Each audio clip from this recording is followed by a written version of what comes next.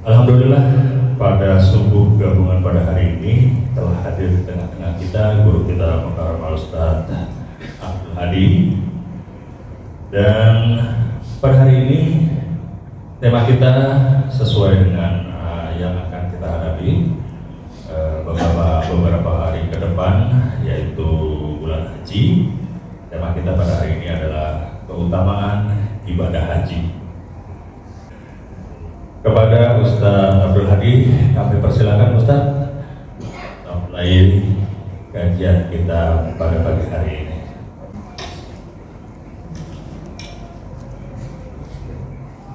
Bismillahirrahmanirrahim. Assalamualaikum warahmatullahi wabarakatuh. Waalaikumsalam warahmatullahi wabarakatuh. Fatihah ila hadirin Nabi Muhammadin sallallahu alaihi wasallam, tsumma ila arwahi sadatina Abi Bakrin wa Umar wa Utsman wa Ali wa Hasan wa Husain wa Fatimah az-Zahra wa Khadijah al-Kubra wa Aisyah radhiyallahu anha. ثم إلى المهاجر والأنصار ثم إلى رفقه البرد محمد بن علي وعلى أصولهم وفروعهم والمنتسبين إليهم أجمعين ثم إلى روح رب الروح وجسد الحبيب الحسن بن أحمد بارك ثم إلى روح سيد محمد بن علي بن عباس المالكي وأصولهم وفروعهم ثم إلى روح عبد الله بن علوي بن محمد الحسن صاحب الراتب ثم إلى روح عبد بن عبد الرحمن الطاهر وإلى الأشياء بن عبد الله بارك رسولهم وفروعهم ثم إلى أرواح والدينا ووالديكم وأمواتنا وأمواتكم وأموات المسلمين عامة بأن الله يعلي درجاتهم الجنة وينفعنا ببركاتهم وأسرارهم وأنوارهم وعلومهم ونفعهم في الدين والدنيا والآخرة. الفاتحة. أعوذ بالله من الشيطان الرجيم. بسم الله الرحمن الرحيم. الحمد لله رب العالمين الرحمن الرحيم مالك يوم الدين إياك نعبد وإياك نستعين اهدنا الصراط المستقيم صراط الذين أنعمت عليهم غير المغضوب عليهم ولا الضالين آمين. اللهم صل وسلم على سيدنا محمد الفاتح لما أغلق والخاتم لما سبق ناصر الحق بالحق والهادي إلى صراطك المستقيم وعلى آله وصحبه حق قدره ومقداره العظيم. اللهم أخرجنا من ظلمات الوهم وأكرمنا بنور الفهم وافتح علينا بمعرفة العلم وحسن أخلاقنا بالحلم وسهل لنا أبواب فضلك وانشر علينا من خزائن رحمتك برحمتك يا أرحم الراحمين. Alhamdulillahilladzi farrada al-hajj ala man istata'a ilayhi sabila. Ashhadu an la ilaha illallah wahdahu la sharika lah wa ashhadu anna sayyidana wa nabiyyana Muhammadan 'abduhu wa rasuluhu la nabiyya ba'dahu. Allahumma salli wa sallim wa barik ala sayyidina Muhammad wa ala alihi wa sahbihi min yaumina hada ila yaumil qiyamah, amma ba'd. Yang sama-sama kita hormati dan kita muliakan para asatidzah, para hujjah, bapak-bapak, ibu-ibu, saudara-saudari yang insyaallah mudah-mudahan semuanya dimuliakan oleh Allah Subhanahu wa taala, wabil khusus pengurus DKM Masjid Jami Al-Manar, Bapak Haji dan pengurus yang lainnya, dan hadir tengah-tengah kita juga Ustaz Haji Suhaib, Bapak Haji Rahmat dan lain sebagainya, yang insyaallah mudah-mudahan kehadiran kita semuanya senantiasa mendapatkan keridhaan dari Allah Subhanahu wa taala. Amin ya rabbal alamin. Alhamdulillah, di pagi hari yang berbahagia ini kita dapat memulai kembali pelaksanaan sholat subuh gabungan Kelurahan Betukangan Selatan. Yang ini merupakan sebuah alat untuk kita mendapatkan keridhaan Allah Subhanahu wa taala. Sebuah cara agar kita senantiasa selalu diperhatikan oleh Allah Subhanahu wa taala. Diberikan pertolongan-pertolongan oleh Allah Subhanahu wa taala, diberikan anugerah-anugerah oleh Allah Subhanahu wa taala, karena kita sudah tahu bersama bagaimana manfaatnya orang yang melaksanakan sholat subuh berjamaah apalagi dilanjutkan dengan mengisi waktunya untuk mengkaji ilmu-ilmu Allah Subhanahu wa Ta'ala. Oleh karena itu bersyukurlah kita semuanya menjadi orang-orang yang dipilih oleh Allah Subhanahu wa Ta'ala untuk dapat melaksanakan hal tersebut, dan mudah-mudahan Allah Subhanahu wa Ta'ala mengabulkan segala hajat kita, mengabulkan segala keinginan kita, dan juga ilmu yang kita pelajari menjadi ilmu yang bermanfaat. Amin ya rabbal alamin. Bapak Ibu hadirin hadirat yang dimuliakan oleh Allah Subhanahu wa Ta'ala, sebentar lagi kita akan melihat dan menyaksikan saudara-saudara kita yang pada tahun ini akan memenuhi panggilan Allah Subhanahu wa Ta'ala, yaitu melaksanakan ibadah haji. Ibadah haji itu bulan-bulannya sudah ditentukan oleh Allah Subhanahu wa Ta'ala. Al-hajju ashhurun ma'lumat. Haji itu bulannya sudah ditentukan oleh Allah Subhanahu wa Ta'ala, yaitu dimulai daripada bulan Syawal, bulan Dzulqa'dah, dan puncaknya nanti pada bulan Dzulhijjah. Di segala negara, di segala tempat, dari mulai bulan Syawal sekarang ini orang udah pada siap-siap untuk melaksanakan ibadah haji. Di dua kota suci Mekah dan Madinah juga sudah dipersiapkan untuk menyambut kedatangan para duyufur rahman, ya, tamu-tamu Allah Subhanahu wa Ta'ala. Jadi ibadah haji itu waktunya udah ditentukan sama Allah. Jangan kita mau ngatur sendiri.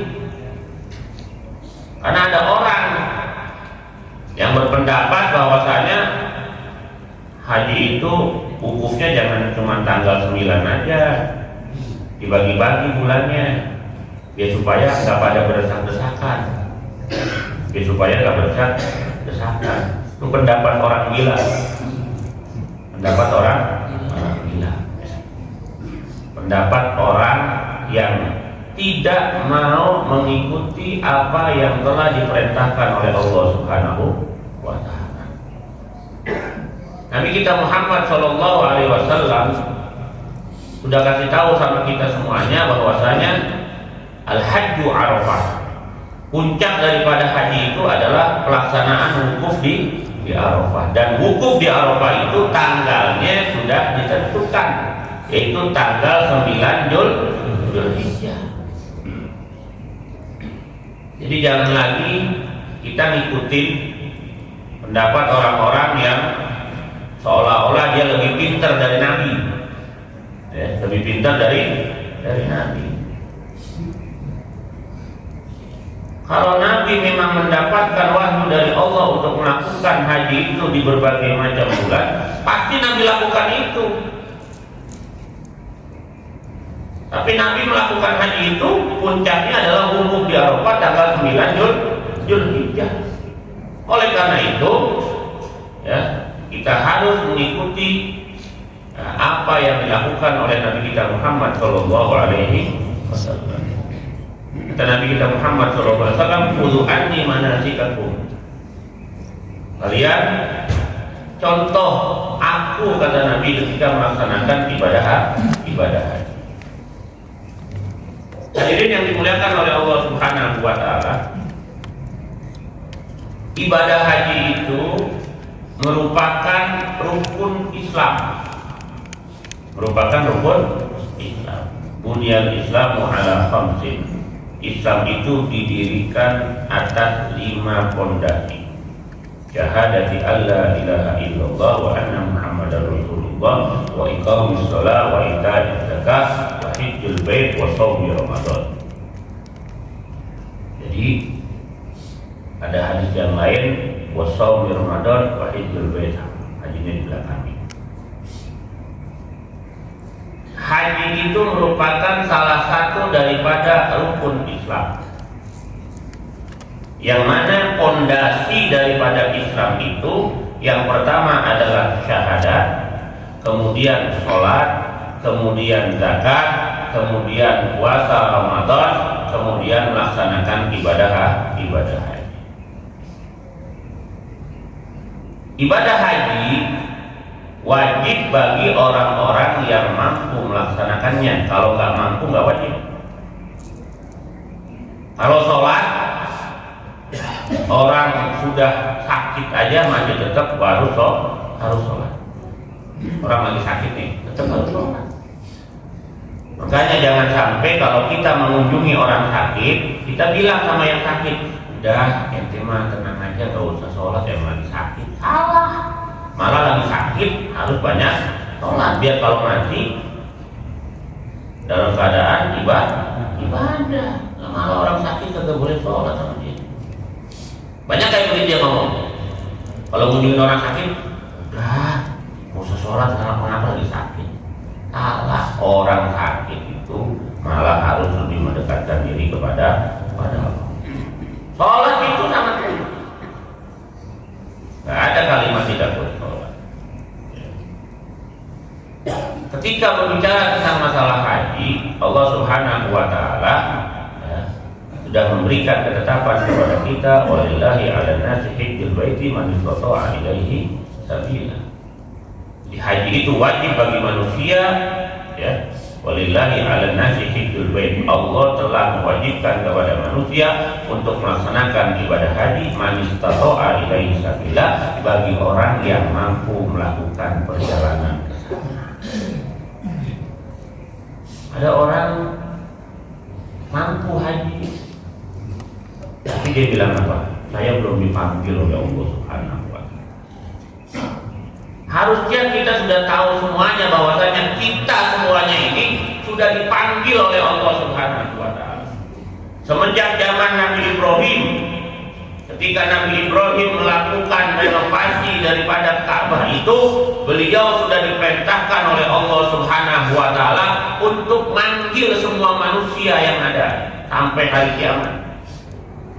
Firman Allah Subhanahu wa Ta'ala, wa adzin fin nasi bil haji ya'tuka rijalan wa ala kulli dhamirin yatina min kulli fajjin amik. Hai Ibrahim, serukan itu kepada manusia. Wa adzin fin nasi bil haji, serukan kepada manusia untuk melakukan ibadah haji. Panggil itu manusia semuanya untuk melakukan ibadah haji. Nabi Ibrahim naik ke atas bukit, panggil semuanya manusia. Yang ada manusia semuanya sudah dipanggil oleh Allah Subhanahu wa Ta'ala untuk melakukan ibadah haji. Tinggal bagaimana manusianya mau menjawab panggilan Allah atau enggak.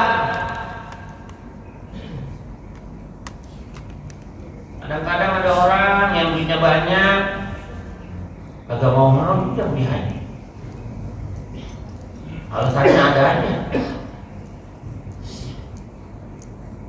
Kadang-kadang orangnya sehat, duitnya banyak, tetap kagak mau pergi haji.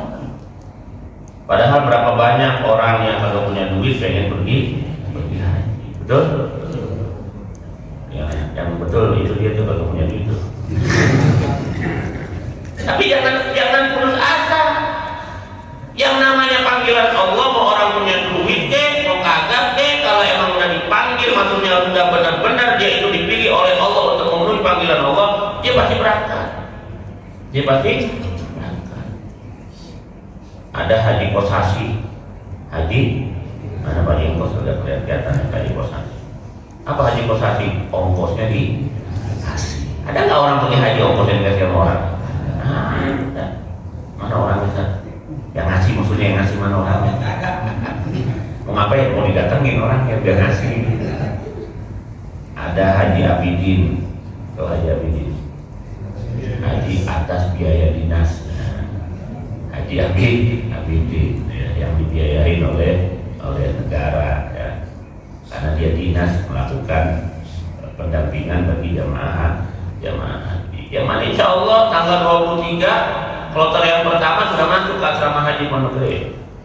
Tanggal 24 dia terbang tuh kloter yang pertama menuju kota suci Mekah dan Madinah. Kalau gelombang yang pertama itu ke kota Madinah dulu. Ya, gelombang yang pertama mereka ke kota Madinah, ziarah ke Rasulullah, ziarah ke tempat-tempat yang berada di kota Madinah. Nah, Nanti setelah 9 hari kloter yang pertama baru mereka berangkat ke Makkah.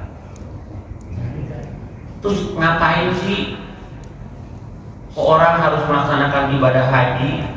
Hadirin yang dimuliakan oleh Allah Subhanahu wa taala. Tadi firman Allah Subhanahu wa taala yang telah saya sebutkan, wa adzin fil nasi bil haji yatuka rijalan wa ala kulli dhamirin yatina min kulli fajjin amik liyashhadu manafi'a lahum. Liyashhadu manafi'a lahum. Kata Allah, Ibrahim panggil mereka tuh semuanya biar datang, ya. Biar datang untuk melaksanakan ibadah haji. Dia bakalan datang kepadamu, maksudnya ke kota suci Mekah untuk melakukan ibadah haji, ya tuka di jalan kaki, wa ala kulli dhamirin, dan ada juga yang naik kendaraan. Jadi orang haji itu ada yang jalan kaki, ada yang naik kendaraan. Memang ada yang jalan kaki banyak. Orang-orang yang dari sekitar Jazirah Arab yang mereka nggak mampu tapi mau haji, dia pada jalan kaki. Dari Afrika tuh ada yang pada jalan kaki. Ada yang jalan kaki lah. Kalau dari Indonesia jangan coba-coba dia jalan kaki, impor. Jauh soalnya kita naik kendaraannya apa? Bisa kapal laut, bisa pesawat terbang. Kalau zaman dulu kan kapal laut. Zaman dulu kapal laut. 6 bulan, ya, menurut cerita tuh, saya punya engkong haji naik kapal laut 6 bulan, 6 bulan di atas kapal. Perjalanannya, ya, sampai pulang perginya itu sampai hajinya sana itu selama 6 bulan. Kapal laut. Bagaimana tuh di kapal? Wah, kita naik kapal 2 jam aja dari Bakauni, dari Merak ke Bakauni aja kita udah takut-takutan. Baru 2, jangan ke Bakauni dah. Ke Pulau Seribu, cobain pergi ke Pulau Seribu, ketika giliran ombak lagi gede, pasti semuanya pada ingat mati. Beneran, saya pernah ngalamin soalnya. Ke Pulau Seribu, teman-teman udah dibilangin, nanti berangkatnya dari Pulau Seribu pas mau balik ke Jakarta itu habis Johor, bener ya, habis Johor bener kata nakoda, jangan lewat dari jam 2, habis Johor bener harus berangkat semuanya. Namanya banyak ibu-ibu, ya tahu sendiri kan kalau ibu-ibu ya, apa ya, belanja dulu, udah kita pada siap dia masih belanja, masih soal masih sini, akhirnya berangkat jam 2 lewat baru berangkat. Baru jalan mah enak, kagak ada goncangan, sampai di tengah laut langsung begini. Udah gitu naik kapal perahu yang gede, kapal tapi kayu, karena waktu itu sama teman-teman tuh dari penyuluh yang ada se-Jakarta. Bayangin se-Jakarta itu kalau kapalnya bodohnya tenggelam itu penyuluh se-Jakarta mati semuanya, karena semuanya pada ngikutin. Beneran, itu di tengah laut kapalnya goyang, ada bunyinya, ya udah dari kayu ya kan, itu botol aqua digelinding sono, gelinding kemari. Bayangin di tengah laut kagak kelihatan apa-apaan kecuali air. Ada yang khatam Yasin sampai 4 kali. Ada yang hafal, yang baca maulid sampai bolak-balik. Udah semuanya pada ngapain tahu dah pokoknya. Bayangin, ya, itu baru cuma 2 jam. Bagaimana yang pergi haji waktu pakai kapal laut? Sekarang udah enak pakai pesawat terbang. Tapi di dalam pesawat terbang pun, emang dipikir di dalam pesawat terbang enak-enakan. Apalagi ngelewatin Kolombia itu, pesawatnya duduk. Bayangin di atas pesawat begitu. Untung aja pakai pesawatnya yang bagus, jadi kagak begitu keberasa. Walaupun ada, emang di atas ada gajlugan, Ustaz? Ada, naik pesawat tuh ada gajlugan. Nanti tidak ngerasain kalau pergi haji ke umroh. Yang belum pernah naik pesawat ya, kalau yang udah pernah naik pesawat sih kagak kaget lagi. Ini kadang-kadang jamaah haji itu ada yang belum pernah naik pesawat sama sekali. Belum pernah naik pesawat dia pergi haji. Udah dah. Ya, makanya itu kalau jamaah-jamaah haji yang belum pernah naik pesawat yang pergi haji itu kudu dibilangin dulu sebelumnya, nanti di pesawat tuh begini. Jangan di pesawat nyari toilet kemudian nyari airnya di dalam. Kagak ketemu. Lalu gimana sebagai sono? Ya harus pakai taktik ya. Caranya ada. Kalau kita buang air di dalam pesawat. Hadirin yang dimuliakan oleh Allah Subhanahu wa taala. Lihat hadu manafi'alahum kata Allah. Agar mereka menyaksikan manfaat-manfaat daripada pelaksanaan haji buat mereka. Jadi banyak sekali manfaatnya. Yang udah pasti orang kalau dia haji kemudian dia tidak rafat, dia tidak khusyuk, dia tidak bidal, maka dia kembali dari melaksanakan ibadah haji seperti bayi yang baru saja lahir. Al-hajju ashhurun ma'lumat. Faman farada fihinnal hajj fala rafasa wala fusuqa wala jidala fil hajj. Kalau orang melaksanakan ibadah haji maka dia nggak boleh rafat, dia nggak boleh fusuk, dia nggak boleh jidal, nggak boleh ngomong kotor, nggak boleh ngatain orang, dan tidak boleh berdebat. Makanya orang itu kalau melaksanakan ibadah haji nggak boleh protes. Dikasih makan ini makan, ya yang penting kagak beracun makanannya. Dikasih ini makan, dapat hotel yang cakep, alhamdulillah. Dapat hotel yang biasa-biasa, jangan protes. Itu namanya udah nasib. Memang itu pelaksanaan ibadah haji banyak sekali cobaan. Tapi pahala yang akan didapat oleh orang yang melaksanakan ibadah haji, dia tidak rafat, dia tidak khusyuk, dia tidak bidal, apa itu pahalanya?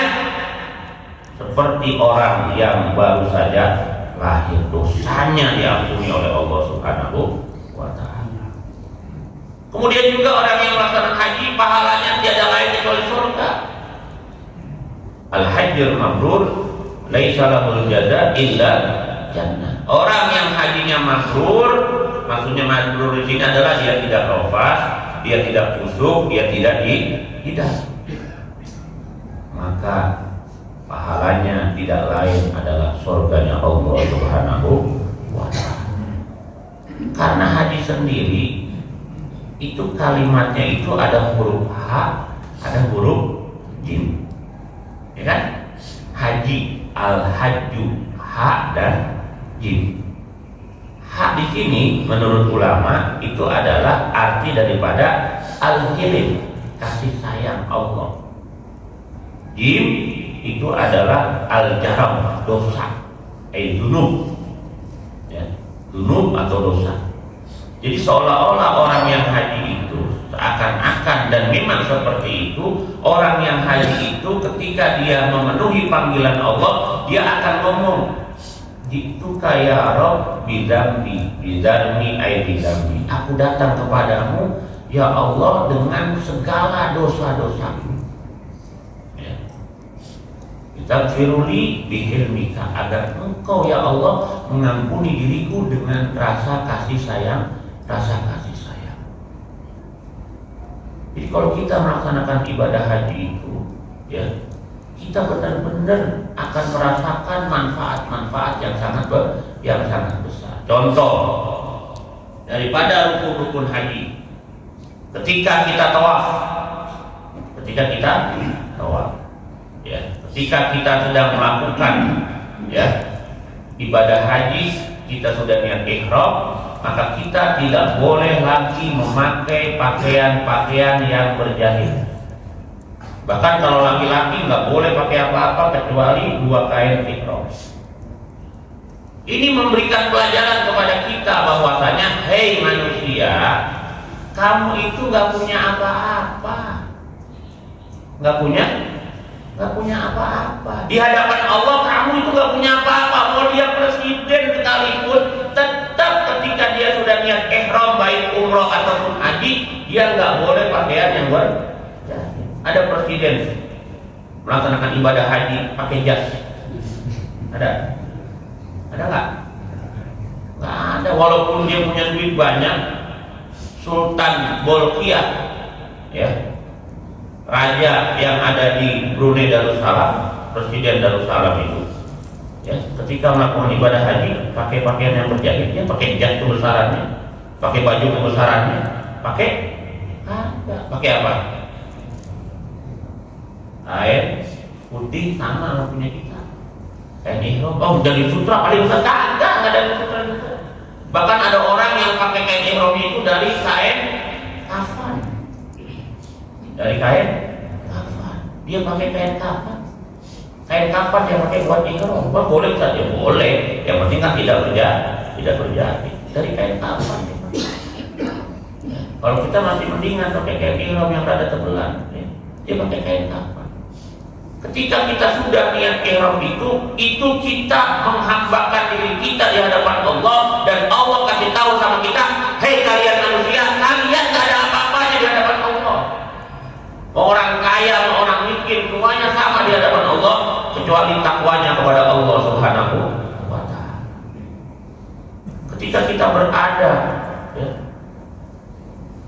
di dalam suasana tawaf di sana, semua orang sama.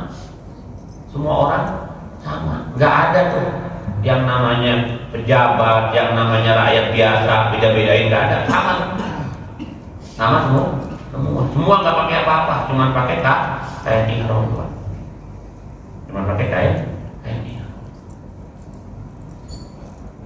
Ketika melakukan ibadah sa'i, apa itu maksudnya kita sa'i? Ya, jalan dari Sofa ke Marwah, dari Marwah ke Sofa, capek-nyapain doang. Emang capek itu, ya. Dari Sofa ke Marwah 700 meter, dari Marwah ke Sofa 700 meter kurang lebih. Berarti 2 kali bolak-balik itu 1,4 kilo. Kalau kali 7 kali 7 berapa? 49. Jadi sekitar 5 kilo. Itu sa'i 5 kilo. Terus ngapain itu kita bolak-balik begitu? Ya kan? Kita mengikuti apa yang dilakukan, yang diajarkan, yang pernah dilakukan di zaman Nabi Ibrahim alaihissalam. Dan itu dilanjutkan oleh Nabi kita Muhammad sallallahu alaihi wasallam. Tapi maksud daripada saya itu apa? Manusia itu harus berusaha. Walaupun semua kita sudah ditakdirkan oleh Allah Subhanahu wa Ta'ala, sudah ada ketetapan di Allah, tapi Allah tetap nyuruh kita untuk ikhtiar. Allah sudah kasih rezeki sama kita, udah tentukan rezeki kita. Hari ini rezeki kita sekian, tapi jangan duduk doang. Tetap kudu usaha. Memang kalau kita duduk doang, rezeki bakal datang sama kita. Kalau kita derajatnya sudah dekat sama Allah, iya memang Allah suruh rezeki itu yang datangin kita. Tapi itu juga dengan usaha dia. Emang dengan kagak usaha?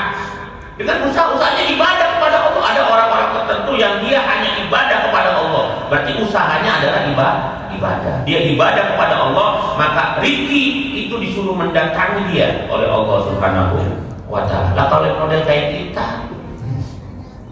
kalau model kayak kita, rezeki yang mau datangin kita, agak kita yang nyari rezeki. Itu saya itu ajaran sama kita. Manusia itu suruh usaha. Ketika Siti Hajar berusaha untuk mencari air,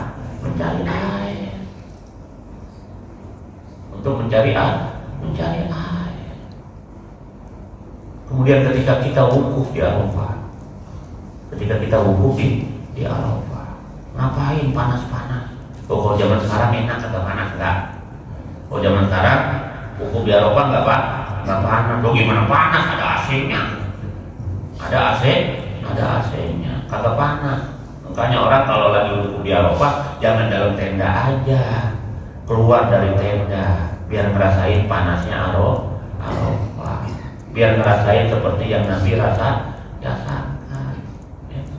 Jangan nanti kalau ada yang pergi haji tahun ini. Mana? Ada orang? Masa sebanyak ini kagak ada orang pergi haji? Nah, yang katakan kagak ada nih tahun ini yang berangkat haji nih. Nah, insya Allah tahun depan berangkat ya, amin.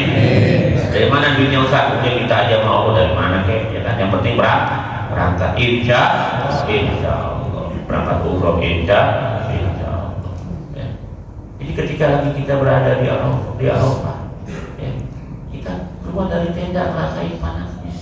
Seperti Nabi kita Muhammad Sallallahu Alaihi Wasallam. Jangan mentang-mentang udah disiapin tenda pada di dalam aja. Iya, kalau udah capek di luar, udah kepanasan, baru masuk ke dalam tenda. Ya. Sekarang udah dienakin semuanya, apalagi zaman kemarin waktu COVID. Wah, orang melaksanakan ibadah haji kayak jalan-jalan. Pakai kasur, pakai ranjang, ada kulkas. Waktu COVID tapi ya. Kemarin 2022 aja udah lebih enak daripada waktu 2019. Ya waktu 2019 di Arafah, karpetnya bukan kayak begini tebal. Karpetnya biasa, di bawahnya tanah. Jadi kalau kita tiduran, ya merasa badan kita kayak dipijit-pijitin enak. Alhamdulillah. Ya. Kalau sekarang tahun 2022 kemarin dikasih kasur, dikasih kasur, ada bantalnya. Kalau kemarin bantal kita ya kayak di rok kita yang kita bawa. Ya kan? Kalau sekarang udah ada bantalnya, ya lebih enak lah. Ya, lebih enak. Tapi yang enak itu jangan jadi kita terlena, karena niat kita untuk haji itu adalah bagaimana kita benar-benar mendapatkan manfaat dari Allah Subhanahu wa Ta'ala. Al-umratu ilal umrati kafaratun lima bainahuma wal hajjul mabrur laisa lahul jazaa illal jannah. Kalau umroh dari satu umroh ke umroh yang lainnya itu penghapus dosa di antara keduanya. Dan haji balasannya yaitu surganya Allah Subhanahu wa Ta'ala. Jadi ketika orang melaksanakan ibadah haji dengan biaya yang mahal, dengan harta, dengan tenaga, dengan apapun juga, karena mereka itu akan mendapatkan, menyaksikan manfaat-manfaat dari Allah Subhanahu wa Ta'ala. Bagaimana tidak sholat di Masjidil Haram, pahalanya 100.000. Sholat di Al-Manah, sholat di Masjidil Haram pahalanya 100.000 daripada sholat di Masjid Al-Manah, daripada sholat di masjid-masjid yang lain. Bayangin 100.000 satu kali sholat. Bahkan ada ulama yang berpendapat bukan cuma sholat di Masjidil Haram, sholat di Tanah Haram. Walaupun dia kagak sholat di Masjidil Haram, tapi dia sholat di Tanah Haram, pahalanya juga sama 100.000. Bayangin. Kalau orang yang pintar matematik, hitung-hitungan tuh. Hitung-hitungan saya di di Mekah itu sekian hari kali sekian waktu sholat, bari pahala sholat saya udah banyak tuh. Nggak pulang haji, nggak usah sholat jadinya. Itu namanya haji mabur. Pulang haji bukan tambah benar tapi tambah. Emang ada yang begitu? Ada. Kenapa dia begitu? Karena dalam haji di Arafah dia kita. Hajinya bukan jadi haji yang mabrur. Tidak semua orang yang haji itu dia hajinya mabrur. Ya, tidak semua orang yang hajinya mabrur. Makanya jangan heran kalau ada orang pulang haji makin keblinger. Kok dia tuh pulang haji makin kagak bener? Ya, jangan heran orang dia hajinya juga di sana cuma jalan-jalan doang, selfie. Kan sekarang kan zamannya begitu ya. Dikit-dikit selfie, depan Ka'bah dia selfie. La haula wala quwata illa billah. Makanya kan diomelin itu sama ulama Saudi. Ini orang Indonesia kerjaannya selfie, orang lagi khotbah selfie. Emang kenyataannya begitu orang Indonesia? Kagak tahu banget ada.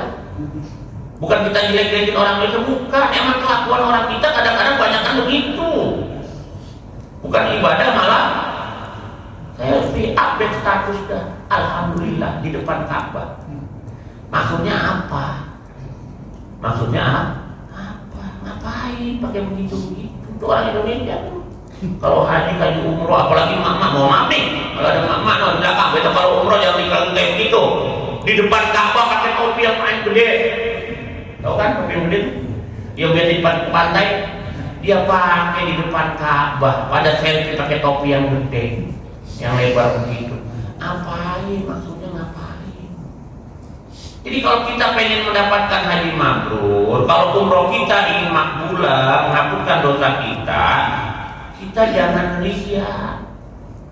Jangan ria. Pulang haji, enak aja lu. Gua udah haji nih. Tulis nama gua kalau di undangan haji. Udah haji gua. Udah haji. Ada orang gitu. Banyak. Udah pulang haji kagak ditulis hajinya dia marah. Ya kagak ngaruh. Ngapain kita harus begitu-gitu? Mau orang kita panggil haji kok kagak, terserah dia.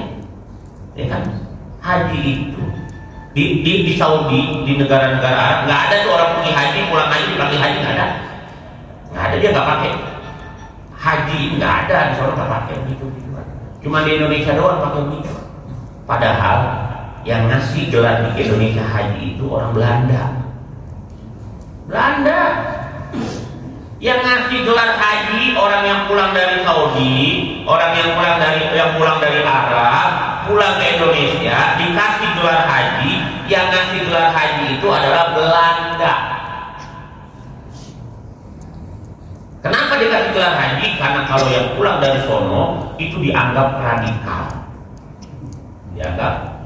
Karena waktu itu yang pulang dari sono ada haji miskin, ada haji apa yang ada di daerah Minangkabau sana. Oh, itu kan melakukan perlawanan terhadap Belanda. Setiap yang pulang dari sana melakukan perlawanan Belanda. Nawawi Al-Bantani ketika pulang dari Mekah datang melakukan perlawanan terhadap Belanda. Haji Hatim Asy'ari melakukan perlawanan terhadap Belanda. Ahmad Dahlan melakukan perlawanan terhadap Belanda. Jadi haji-haji yang baru pulang ditandai haji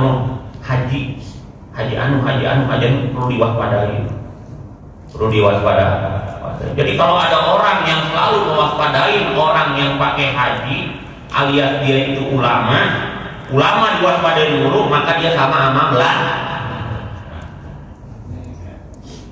Jadi kalau ada orang yang kerjaannya ngawasin ulama-ulama, ya kan ibarat kata orang yang pulang haji itu dia datang sebagai ulama. Orang yang kerjaannya ngawasin ulama mulu, ulama diawasin, kemana aja diawasin, ceramahnya dilihatin, didengerin. Oh, ini cari salahnya nih, ada salahnya dikit sikat. Itu kalau orang yang kerjanya begitu berarti sama Belanda. Makanya hati-hati. Nah, jadi manfaat kita untuk melaksanakan ibadah haji itu sangat banyak. Ya, keutamaan orang yang melakukan ibadah haji sangat banyak. Oleh karena itu, ya, mari berupaya kita untuk melakukan. Bagaimana Ustaz caranya? Saya bilang nggak mampu, jangan bilang nggak mampu. Kalau kita ingin mendapatkan keutamaan ibadah haji, maka kita harus mulai dari diri kita sendiri. Apa minimal? Minimal kita niatin, nih buka tabungan. Kalau yang nggak mau pakai tabungan di bank, bikin celengan. Celengannya di mana Ustaz? Di pohon bambu. Kan zaman dulu kan orang nyelengin di bambu tuh. Ya, pasti keluarin jadi rakyat semua. Kayak kemarin yang viral tuh tukang bakso, tukang apa tuh? Duitnya dimakan sama rakyat. Ya, karena nyelengin di bambu. Ya. Kita minimal kita udah berupaya niatin buka tabungan, bikin celengan, kita taruh di kita gitu. Ini buat haji, taruh setiap saat kita taruh, dapat rezeki taruh. Seandainya umur kita sudah sampai akhir umur kita belum melaksanakan ibadah haji, yakin bahwasanya orang yang model kayak begitu dapat pahala melaksanakan ibadah haji. Amin ya rabbal. Mau nggak begitu? Ngaku. Beneran? Kelihatannya nggak mungkin, Pak Ustaz. Saya tukang ojek, bagaimana bisa? Jangan kami bilang nggak mungkin. Udah kerjain aja itu, niatin. Bikin tabungan, ini haji atau umroh. Jangan kayak ada cerita itu. Ya mohon maaf nih kalau yang gojek, tukang gojek, ketika ditanya sama penumpangnya,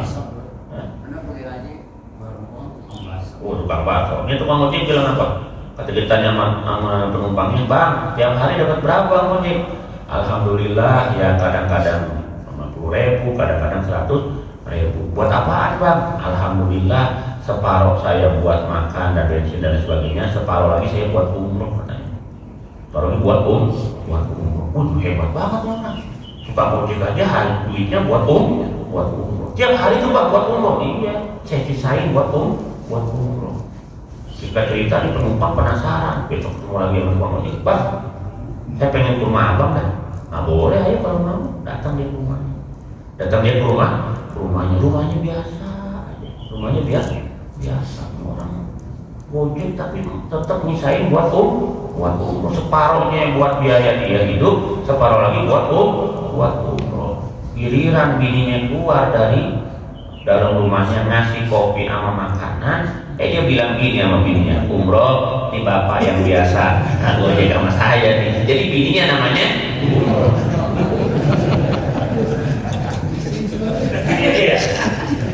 Bininya namanya udah separuh buat umroh buat bininya ya, baru buat umroh bini. Jadi intinya kita kalau melaksanakan ibadah haji utamanya sangat banyak sekali manfaat daripada pelaksanaan ibadah haji. Oleh karena itu mulai sekarang semuanya tabung di mana aja, mau boleh kita nabung atau kita mau celengan atau apa, pokoknya niatin ini buat haji. Jangan pernah diambil tapi kalau udah niatin itu buat haji, jangan pernah diambil sampai kita meninggal.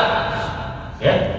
Jadi orang kalau udah niat buat haji itu yang diniatin sama dia nabung buat haji jangan pernah diambil sampai meninggal. Kalau udah meninggal baru bilangin sama ahli waris kita, kalau gua udah meninggal, gua belum haji, nah boleh dah tuh lu pakai itu. Tapi selama gua masih hidup jangan diambil. Kalau udah kita niat buat haji, buat umroh, kita nabung, jangan pernah diambil walaupun kita butuh. Nggak boleh, ya, nggak boleh. Berarti kita bohong-bohongin Allah.